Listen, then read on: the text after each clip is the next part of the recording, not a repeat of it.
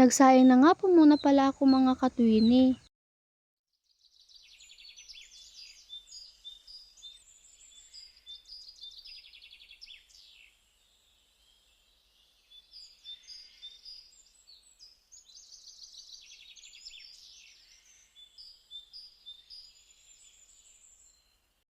Nagtimpla na muna pala ako dito ng kape. At kanina nga po mga katwini, ay akala ko talaga nandito si Papa. Kaya yun, tinimplahan ko siya. Nakalimutan ko nga pala mga katwini na may pinuntahan pala si Papa kaninang umaga. Kaya yun, lumamig na lang yung kape. At pagkatapos ko nga pala magtimpla mga katwini, ay naglagay na ako ng tubig sa mga tumbler. At akala ko naman mga katwini, ay papasok ngayon si Papa sa trabaho. Noon pala ay hindi. Nalagyan ko tuloy ng tubig yung tumbler niya. Pagkatapos ko nga pala maglagay ng tubig, ay naglagay ako ng tubig sa pitcher. Dahil nga ay ilalagay ko ito sa ref. Ano ba naman ay sobrang init ngayong araw. At ito nga po mga katwini ay nagpiprito si mama ng isda. Ito nga pala ang ulam namin ngayong umaga. At ito din yung ulam namin sa baon. Tapos na nga pala magprito si mama. Sa mga oras na yan ay kumain na kami. Hindi lang halata mga katwini pero nagmamadali na kami sa mga oras na yan. Dahil nga po ay lampas na sa 6 yung oras. Ay abay kalunis-lunis malilate yung katwini nyo. Ay abay hindi pwede.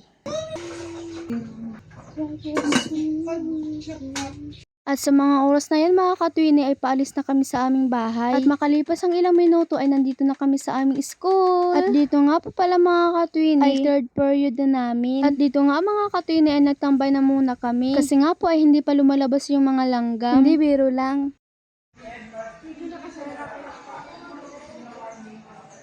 At yan nga po pala mga katwini ang mga kasama ko.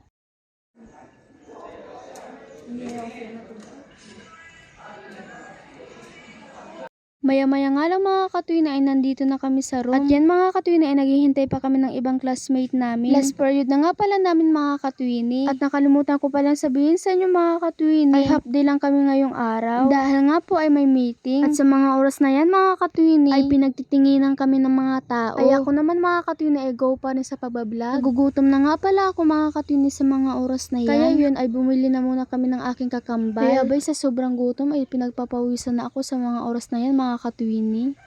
Katwini, bumili po kami. Pag nagpapawisan na ako.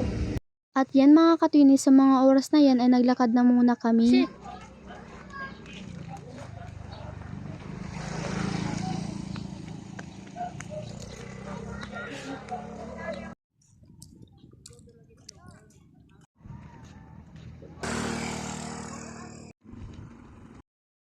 At maya-maya nga lang mga katwini ay dumating na si Papa. At nandito na nga pala kami sa aming bahay. Kumain na muna pala ako. At bago ko tatapusin yung aking vlog, huwag kalimutan mag-follow, like, and comment. Thank you for watching. Bye!